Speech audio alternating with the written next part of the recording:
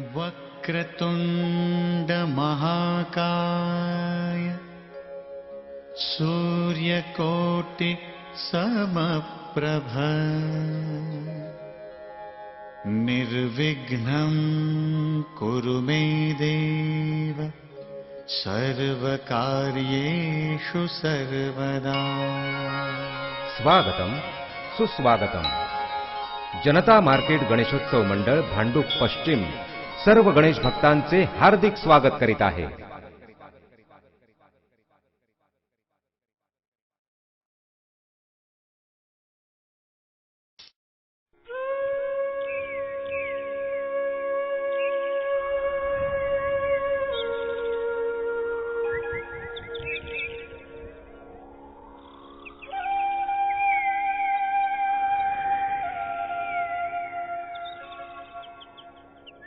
असं म्हणतात की सकाळची वेळ चांगली गेली तर दिवस चांगला जातो, पण आम्हा भांडूपकरांचा दिवस मात्र गर्दीत आणि रेटारेटीतच सुरू होतो।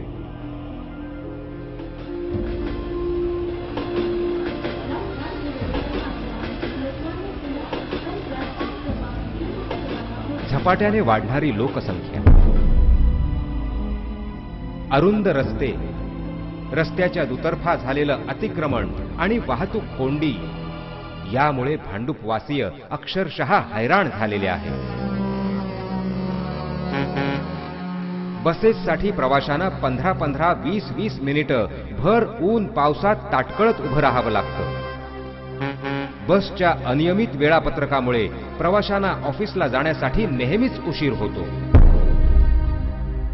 त्यात रस्त्यांची झालेली दुर्दशा ह्या सर्वात आणखी भर टाकते।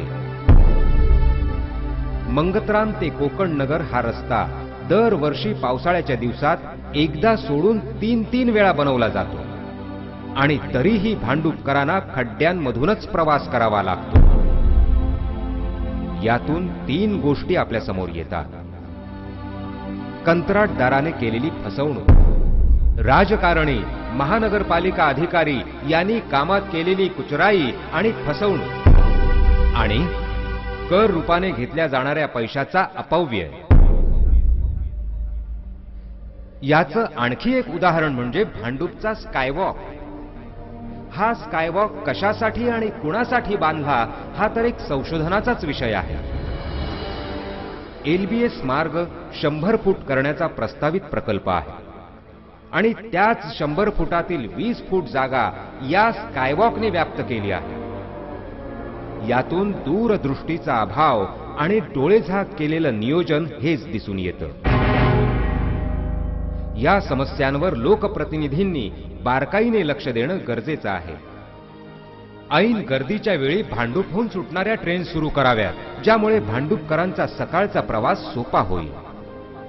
स्टेशनला जोडणारे वाहतुकीचे पर्यायी रस्ते उपलब्ध करून द्यावेत, जेणेकरून स्टेशन रोडला होणारं ट्रॅफिक कमी होईल। स्कायवॉक सारख्या महागड्या प्रकल्पाऐवजी रस्त्याच्या दुतर्फा चालण्यास योग्य फुटपाथ करावे। ऊन पावसापासून संरक्षण करणारे बस स्टँड्स बांधावे। अरुंद रस्त्यांचं काँक्रिटीकरणासहित रुंदीकरण करावं, जेणेकरून भांडूपवासियांचा प्रवास सोयीस्कर होईल आणि दरवर्षी रस्ता दुरुस्त करण्यासाठी लागणारा खर्चही वाचेल। लाखोंची लोकसंख्या असलेल्या भांडूपमध्ये एक साधं क्रीडा संकुलही नाही की ज्यामध्ये आपण बॅडमिंटन, टेबल टेनिस, बास्केटबॉल आणि स्विमिंग यासारख्या खेळांचा आनंद घेऊ शकू। चालण्यासाठी वॉकिंग ट्रॅक, गार्डन्सही नाहीत। त्याचबरोबर कलाकारांना आपली कला प्रदर्शित करण्यासाठी एक साधं नाट्यगृह देखील नाही। कितीतरी लहान मुलं मैदानी खेळांपासून दूर गेली आहेत, ती केवळ क्रीडांगणाअभावी। आपण नेहमीच पाहतो की ऑलिम्पिकमध्ये नेहमी चीन अग्रेसर असतो। याचं कारण चीनमध्ये शिक्षणाबरोबरच खेळाला सुद्धा तेवढंच महत्त्व दिलं जातं। राजकारणी आणि राजकीय पक्षांकडून गोविंदासाठी कोटी रुपयांची तरतूद केली जाते, पण क्रीडा संकुलासाठी मात्र नाही। आपल्याकडे गुणांची कमतरता नाही, गरज आहे भरती क्रीडा संकुल, क्रीडांगण, नाट्यगृह अशा सुविधा उपलब्ध होण्याची. असं झालं तर तो दिवस देखील दूर नाही की एक दिवस ऑलिम्पिकमध्ये पदक घेणारा एक भांडुपकर देखील असेल.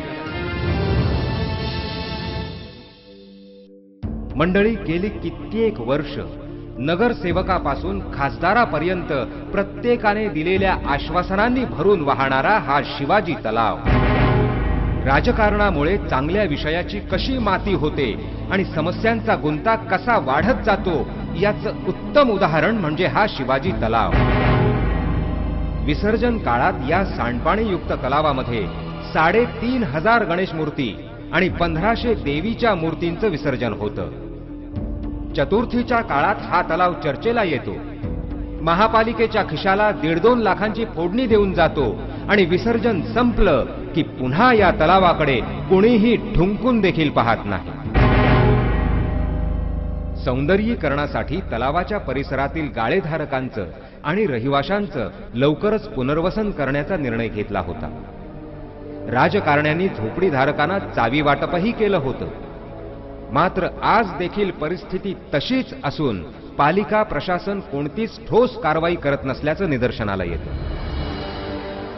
गेल्या वर्षी तलाव सुशोभीकरणासाठी मंजूर झालेला 2 कोटी रुपयांचा निधी कुठे गेला? गणेशोत्सवाच्या काळातच तलावातील पाण, वनस्पती, शेवाळ काढलं की झाली तलावाची साफसफाई? शिवाजी तलावाचा जटिल प्रश्न सुटणार तरी केव्हा?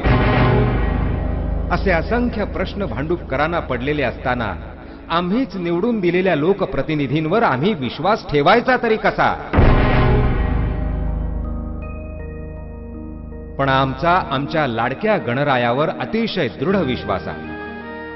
आज आपण याच गणरायाकडे प्रार्थना करूया. हे गणराया, प्रत्येकाला आपलं काम प्रामाणिकपणे पार पाडण्याची सद्बुद्धी दे आणि आम्हा भांडुपवासियांची या समस्यांपासून कायमची सुटका कर.